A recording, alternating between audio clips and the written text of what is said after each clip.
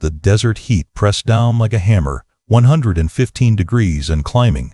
Captain Rachel Morgan lay prone in the dust, her eye fixed through the scope. 2 miles out, her target moved unknowingly, and death stared back at him through the calm eyes of a woman.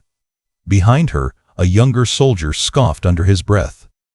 "No way she can pull a trigger that far. That's a lucky man's shot, not hers." Laughter rippled among the squad. Rachel didn't respond. She let the noise fade, her breathing slow, her mind calculating wind, humidity, even the rotation of the earth. Pain burned at her shoulder, where a grazing round had torn her hours earlier, but her focus never wavered. The rifle barked once. 2.8 seconds later, the man collapsed. Colonel Barrett lowered his binoculars, voice hushed with awe. "In 30 years, I've never seen a shot like that. Before we go further, make sure you're subscribed to Military and Veteran Stories. Tell me in the comments, where are you watching from today?" 13 years later, the battlefield was a distant memory. Professor Rachel Morgan walked the polished halls of a quiet university, a stack of papers in one hand, chalk dust smudging her fingertips. To her students, she was brilliant but ordinary. The math teacher who spoke of numbers with an intensity that made even the laziest cadets sit straighter. They didn't know the numbers she once calculated weren't for classroom blackboards. They were for survival, per shots measured in miles, per life and death. Her lecture halls were bright, filled with curious questions and the scratching of pens.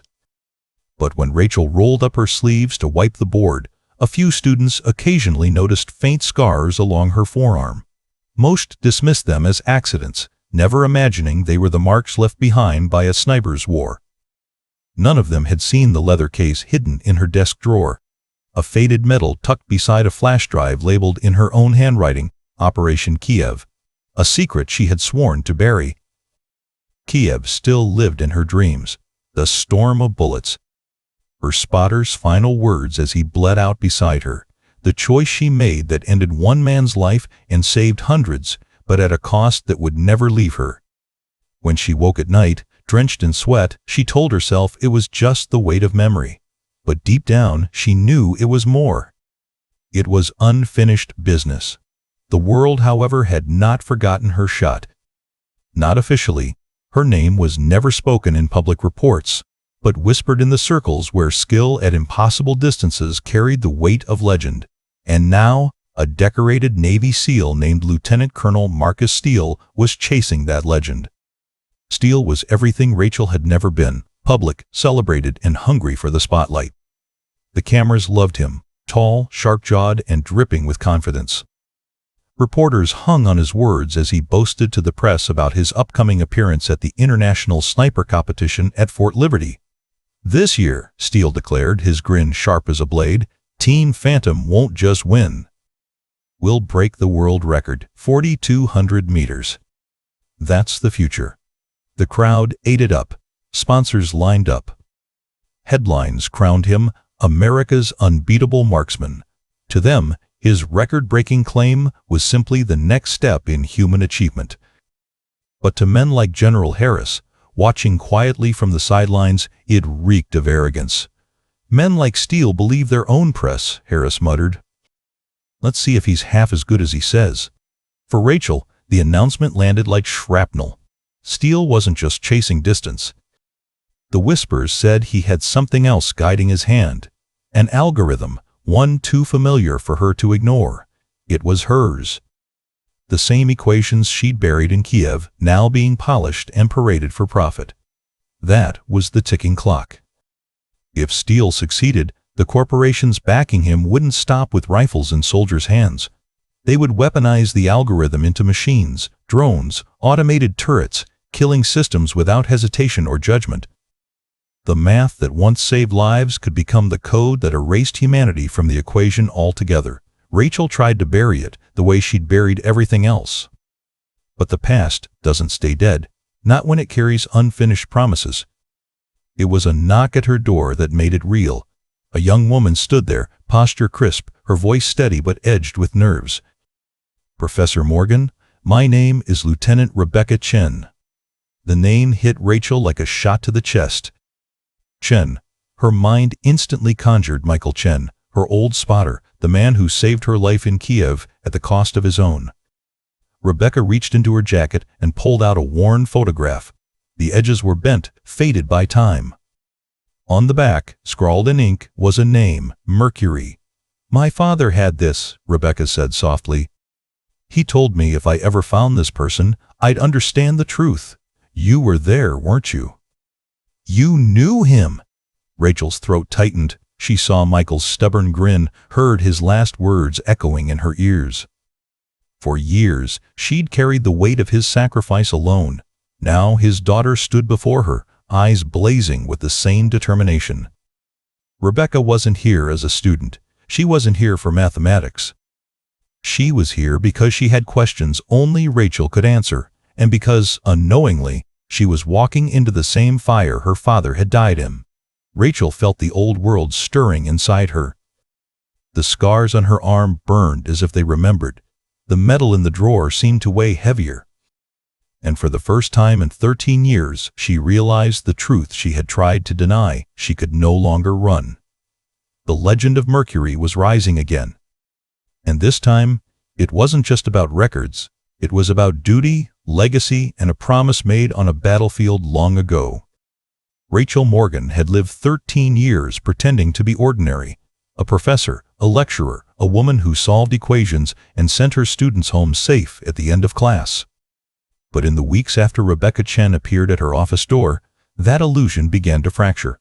It started small, a black SUV parked too long across the street from her faculty building. A stranger pretending to read a newspaper in the cafe she frequented, but whose eyes never left her.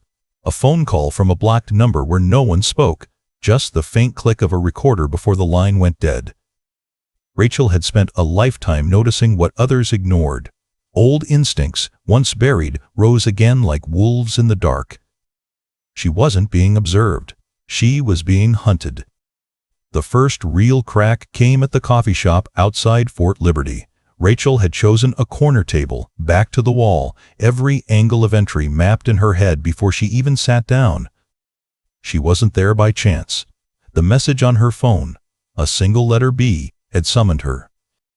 Colonel Barrett arrived on time. Once he had been her commanding officer, a man she trusted to call wind and distance with a glance. Now he walked with a cane, his body slowed by time, but his eyes still sharp. "You look well, Captain," he said, lowering himself across from her. "Don't call me that," Rachel replied flatly. "That life is over." Barrett's smile was thin, practiced. He slid a tablet across the table. On the screen, photos of Steele meeting with corporate men in pressed suits, all stamped with the seal of Axiom Defense Systems. "They're rebuilding the algorithm," Barrett said quietly. "Your algorithm. Steele's shots are their proof of concept. If he hits 4,200 meters, it validates the tech. And then it won't just be soldiers with rifles. It'll be drones, satellites, machines pulling triggers without hesitation." Rachel stared at the images. One face in the background snagged her breath. Blurred, except for a young man who had died in Kiev, her spotter, Michael Chen. Or rather, a photo of his daughter, Rebecca, smiling among cadets. Barrett's finger tapped the image. She doesn't know the truth. But Axiom does. They're using her as leverage. Rachel pushed the tablet back. Her voice was cold. "And why are you telling me this?" Barrett leaned forward, lowering his voice to a conspiratorial whisper. "Because if Steele succeeds, they'll come for you. Mercury was never a myth, Rachel. And they know it." From that day, the shadows closed tighter. 2 SUVs tailed her on the interstate, their tinted windows reflecting nothing but her own fear. A man with an earpiece loitered outside her classroom. Even in the quiet halls of the university, Rachel felt the eyes. She knew the pattern. Surveillance to establish routine. Pressure to force a mistake. Then the strike. Rebecca Chen noticed it too. "Professor, someone's following us," she whispered one evening as they left the lecture hall. Rachel didn't answer. She only adjusted her pace, leading Rebecca down side streets, cutting across traffic, doubling back. When they finally lost the tail, she saw Rebecca's pale face and steady posture. The girl was scared, but not broken. Just like her father. That night, Rachel drove Rebecca to her cabin in the woods, the one place left untouched by the university facade. The cabin looked simple from the outside, a weathered porch, woodpile stacked by the door, wind chimes clinking in the pine-scented breeze. But beneath its floorboards slept a different life.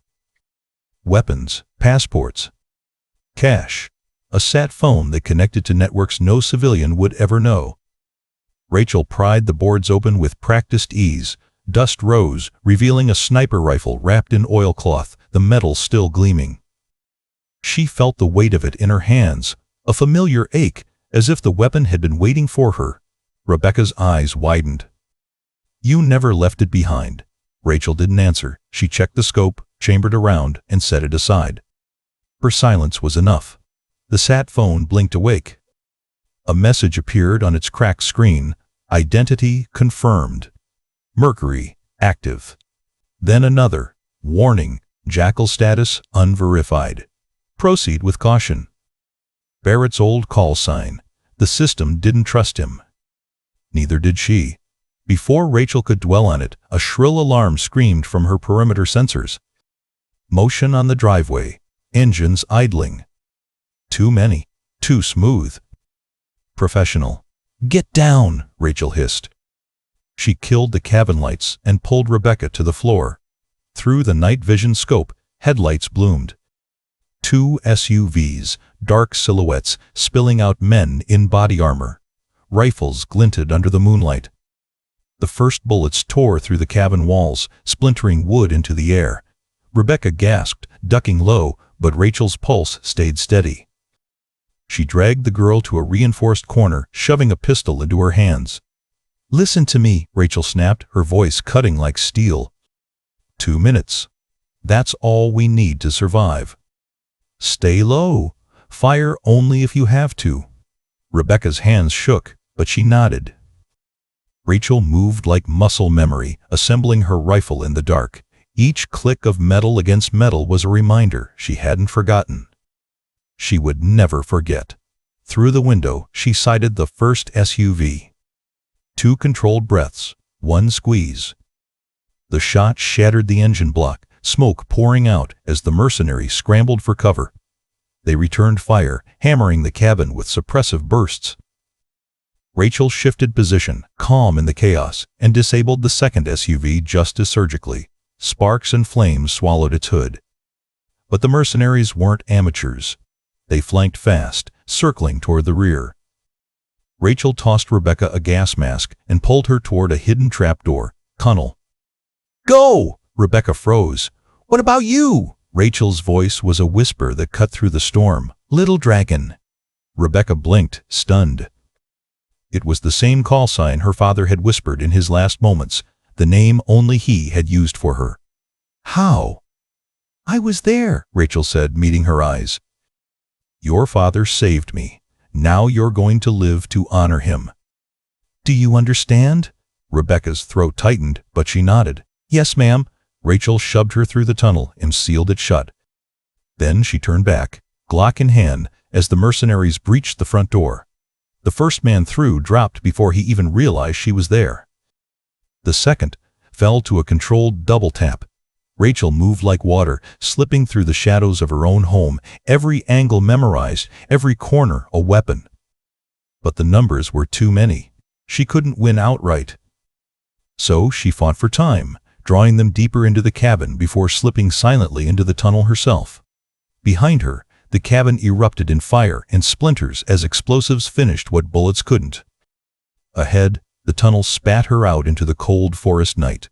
Rebecca was waiting, pistol in hand, her young face hard with determination. Rachel looked at her and saw not just Michael Chen's daughter, but her new spotter. They moved together through the trees, silent as shadows. When they finally reached the old fire road, Rachel let herself breathe. Rebecca caught her gaze. "Why did you call me that?" Rachel's voice was low, steady. "Because your father asked me to keep you safe. And because from this moment on, you're with me. No turning back." Rebecca swallowed, but her chin lifted. "Then I'm your spotter." Rachel studied her, the firelight of the burning cabin flickering in the distance. For the first time in years, she wasn't alone. "Then let's get to work," Rachel said. The hunt just turned on them. Fort Liberty gleamed like a stage set for history. Flags from 24 nations rippled in the Carolina wind. Brass bands played martial anthems, the crowd roaring as color guards marched in step. To the public, the international sniper competition was sport mixed with patriotism, steel plates ringing like applause, cameras catching every triumphant shot. Rachel Morgan stood among the officials at the observation deck, her badge clipped to her blazer, face neutral. To the world, she was just Professor Morgan, consultant on ballistics mathematics. But every crack of gunfire made her pulse beat faster. Every plate hit sent her deeper into the past. She wasn't watching a contest, she was watching her stolen equations at work. Lieutenant Colonel Marcus Steele thrived in the spotlight. His team moved like a machine. Steele prone on the line, Master Sergeant Wade Daniels at his side calling wind corrections, their voices short and sharp.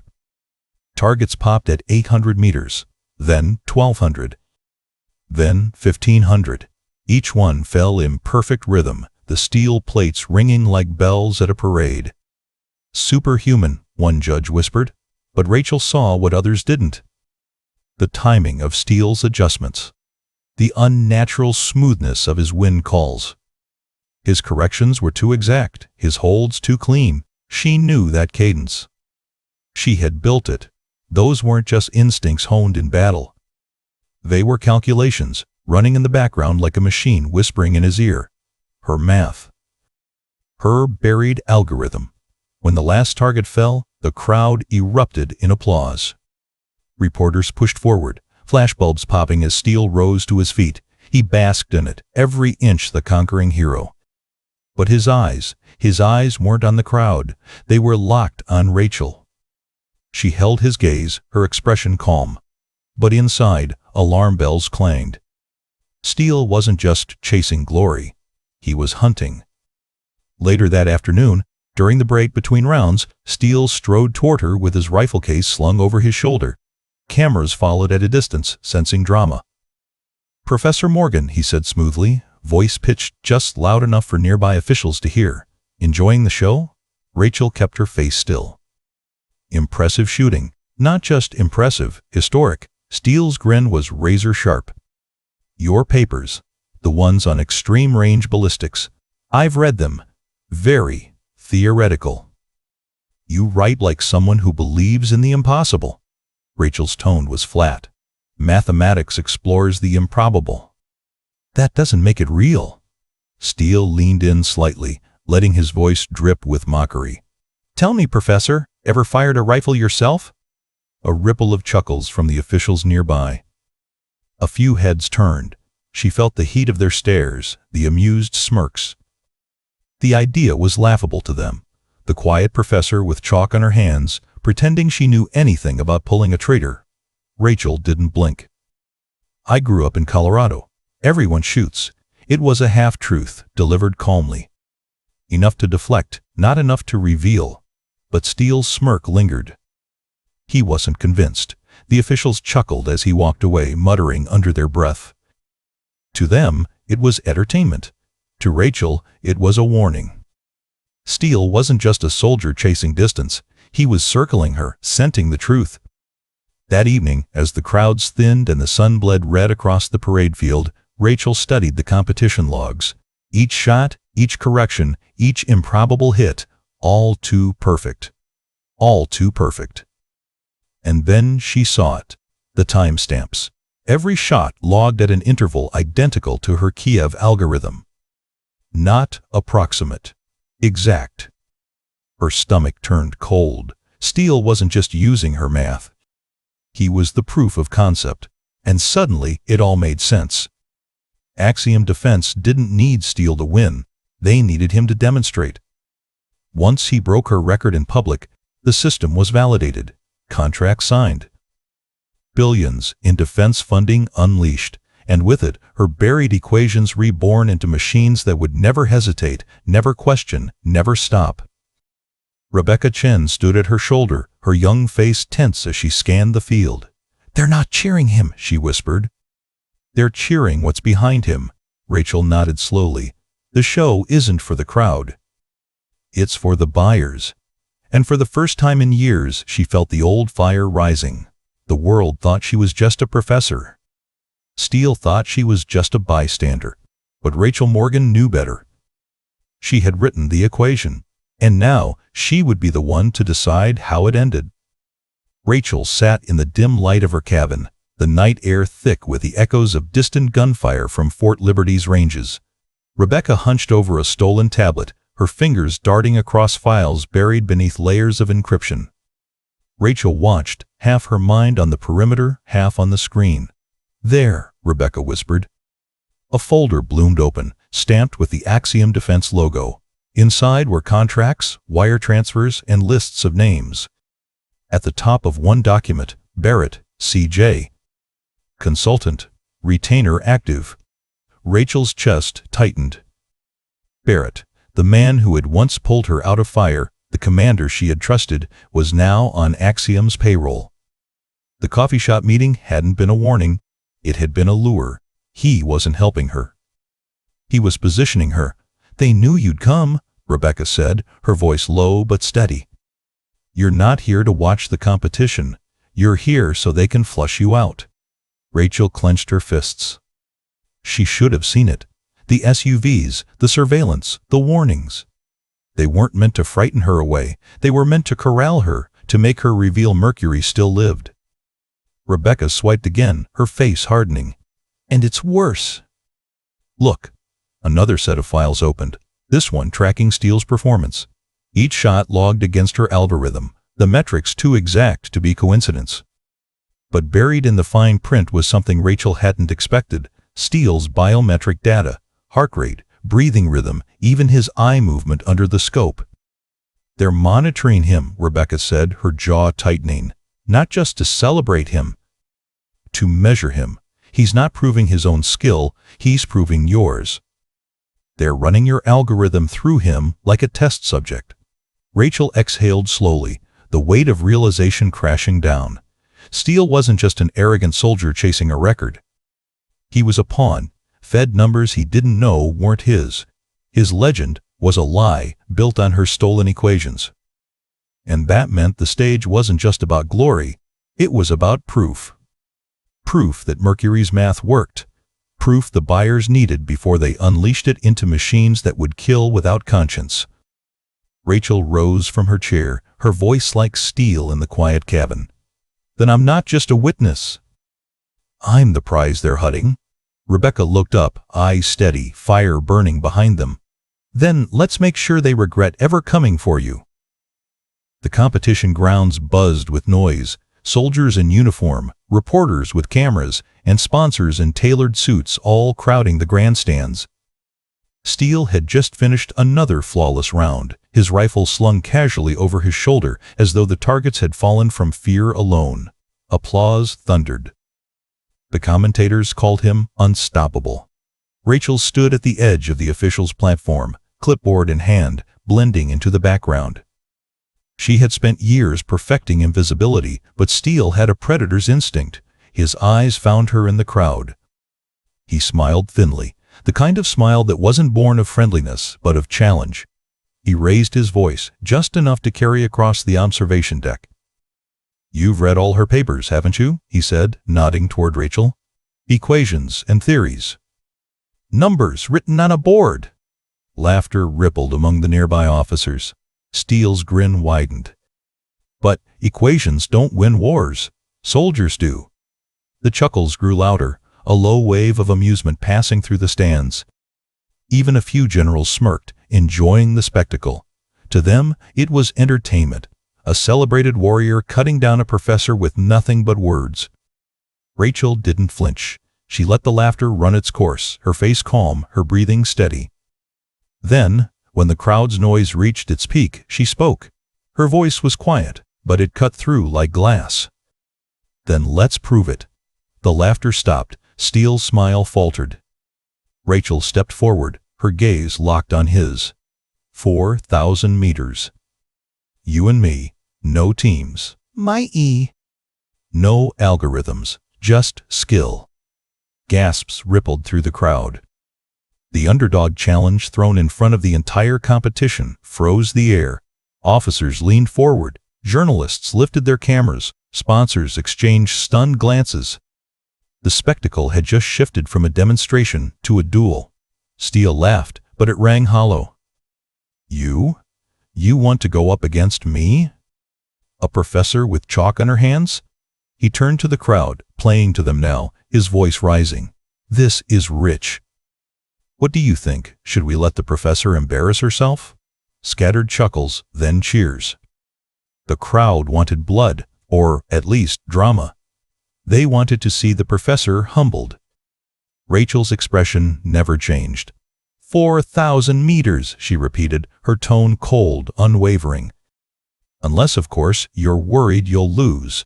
The line hit like a shot. A murmur rippled through the stands. Officers exchanged sharp glances, and even General Harris leaned in, eyes narrowing. Steele's pride was a weapon, and Rachel had just forced him to draw it. His jaw clenched. The mockery faded from his voice. Fine. Tomorrow. 4,000 meters. But when you miss, and the world sees what you really are, don't say I didn't warn you. Rachel allowed herself the faintest of smiles. I don't miss. The crowd erupted, half in disbelief, half in wild anticipation. Phones flashed, reporters shouted, and the story spread like wildfire. A civilian professor challenging America's top sniper to an impossible duel. As Steele turned away, Daniels muttered in his ear, "Sir, you sure about this?" Steele's reply was sharp, but his eyes betrayed unease. "She's nothing. Just a woman hiding behind numbers." But Rachel saw the flicker of doubt. He had pushed her, mocked her, laughed at her. And now, in front of the entire world, she had turned the tables. For the first time since Kiev, Rachel Morgan wasn't running. She was stepping back into the fire, and this time she would do it on her terms. The air at Fort Liberty was thick with anticipation. Crowds jammed the stands, flags whipping in the Carolina wind, cameras trained on the firing range as though history itself was about to unfold. At the far end of the field, a target the size of a dinner plate stood shimmering in the heat. 4,200 meters. Over 2.5 miles. An impossible distance for most. For decades, a record untouched. The announcer's voice thundered over the loudspeakers. Today, by special exhibition, Lieutenant Colonel Marcus Steele will attempt to break the world sniper record.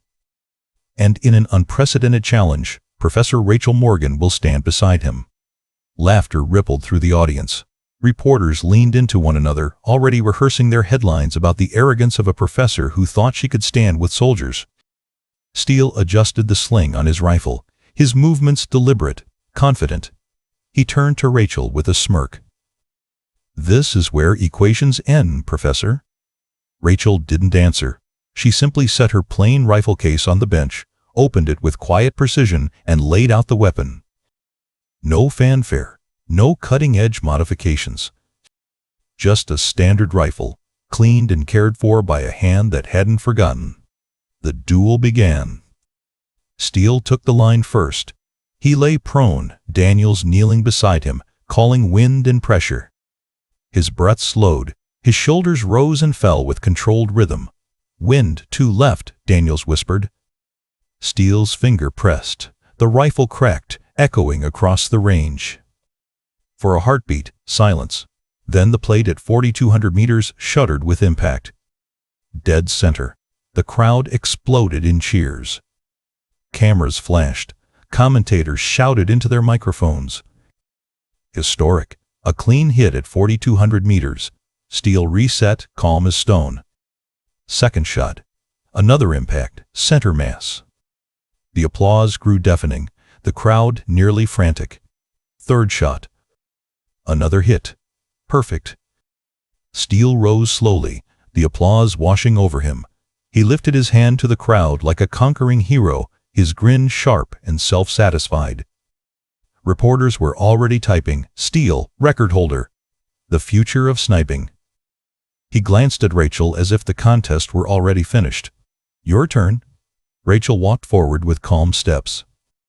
She carried no team, no spotter, no fanfare, just the rifle in her hands and the quiet weight of every memory that had led her to this moment. The crowd quieted, murmurs rippling. Some smirked, expecting her to fumble. Others leaned forward, curiosity piqued by her composure. Steele crossed his arms, smirk unwavering. Rachel lay prone, the earth pressing cool against her chest. She sighted through the scope. The world fell away until only numbers remained: wind, pressure, spin, distance.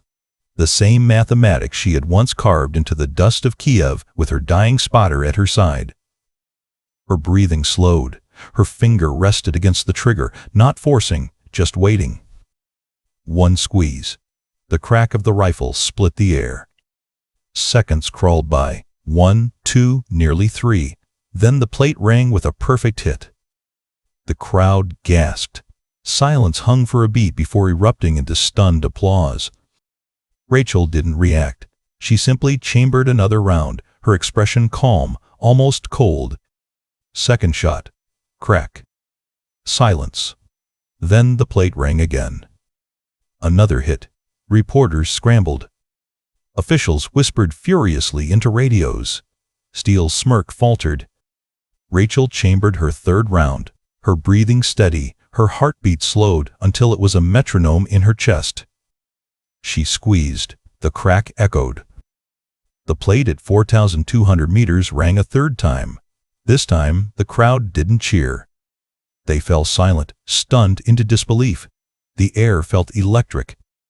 Thousands of eyes fixed on the woman who had just matched one of the greatest snipers in modern history, shot for shot. A professor. A mathematician. A woman who minutes earlier had been mocked and laughed at. Rachel rose slowly, laying her rifle aside with careful hands. She didn't look at Steele. She didn't need to. The silence of the crowd spoke louder than his arrogance ever could. Steele's face hardened, his jaw tight, the color draining from his cheeks. Daniels shifted uncomfortably beside him, the weight of realization pressing in. Then, movement from the official's stand. General Harris stood, his uniform crisp, his chest lined with ribbons. He removed his cap, squared his shoulders, and raised his hand in a salute, directed at Rachel Morgan. For a moment, the world froze. Soldiers in the stands stiffened, their laughter dying in their throats. Cameras zoomed in, catching the gesture. General Harris, the authority figure every man in uniform respected, saluting the professor. And in that instant, the truth cracked open. The whispers spread like wildfire through the crowd. Rachel Morgan wasn't just a mathematician. She wasn't just a professor. She was Mercury. The ghost sniper of Kiev. The legend no one had dared name. The salute hung in the air, heavy and electric. One by one, soldiers rose to their feet. Then officers. Then the crowd itself. Salutes spread across the stands like a wave, thousands of hands rising in respect for the woman who had just proven the impossible twice. Rachel's eyes flicked briefly to the crowd, her face calm, but inside she felt the old fire flicker alive. Not pride, not ego. Something deeper, the recognition of a burden carried too long, now laid bare for all to see. She lifted her hand slowly, returning the salute. The crowd erupted, this time not in laughter or mockery, but in thunderous applause that shook the range. Reporters screamed into their microphones, headlines rewritten in real time: Mercury returns. Professor is legendary sniper. Steele stood frozen, his weapon limp at his side, his legend shattered. His record no longer his own. Rachel turned, her expression calm, her voice quiet but carrying. Mathematics doesn't lie. The silence after her words was heavier than the cheers, for in that moment everyone understood. The professor mocked minutes before was the same sniper who had once turned numbers into survival, steel into salvation, and equations into history. Rachel Morgan, Mercury, had returned. And this time, the world would never forget her name. The arena was still buzzing when Rachel slipped away, her rifle case carried loosely at her side. Reporters shouted questions, cameras flashed, contractors waved polished contracts in her direction, promising fortunes for her consulting expertise. She didn't break stride. The glory, the wealth, the headlines, all of it felt like noise. All of it felt like noise. She had walked away from that life once before, and she would do it again. Rebecca caught up with her at the edge of the field, eyes bright, steps quick. "You didn't just beat him," she said, her voice thick with awe. "You showed the world who you are." Rachel paused, setting the rifle case down. "No," she said quietly, "I showed them what math and steel can do. But the world doesn't need mercury, it needs judgment. It needs conscience." Her gaze softened as she looked at Rebecca. "That's where you come in." The younger woman straightened, shoulders squaring the way her father once had. "Then let me carry it forward. His name. His duty. And yours." Rachel saw Michael Chen's fire in her eyes, the same stubborn will that had refused to surrender even in the dust of Kiev. She nodded slowly. "If you're ready, then I'll teach you. But you won't carry my shadow. You'll make your own." Across the grounds, Steele sat alone at a long table, the weight of silence pressing on him. The crowd's cheers were not for him anymore. His legend had been matched, his arrogance stripped bare. Daniels tried to offer words, but Steele only stared at the dirt, pride cracked and hollow. Near the official's tent, Barrett stood flanked by grim-faced officers. Files in hand, evidence spilling into the light, his betrayal no longer a rumor but a charge. He looked older than ever, the cane shaking in his grip. Once a commander, now a cautionary tale. The suits from Axiom whispered furiously, their smiles gone. They had their proof, yes, but it came from the one person they could never buy, never control. A professor who had walked away from them all. Rachel turned her back on the noise, the chaos, the legacy she never asked for. She and Rebecca walked side by side into the fading light, teacher and student, soldier and spotter. The world might still chase Mercury. But Rachel Morgan was already gone, leaving only the lesson behind. The most dangerous weapon was never the rifle. It was the mind and the conscience behind the trigger. They mocked the professor. They doubted the woman with chalk on her hands, the one who spoke in equations instead of battle cries. But when the moment came, when the shot rang out across 4,000 meters, the generals rose in salute, and the world saw her for who she truly was. If this story gave you goosebumps, make sure you subscribe to Military and Veteran Stories for more powerful tales of courage and honor. Drop a salute in the comments to pay respect to every sniper, every soldier who carried the impossible burden so others could come home. And tell me, do you believe the future of war belongs to machines or to the men and women willing to carry the rifle themselves?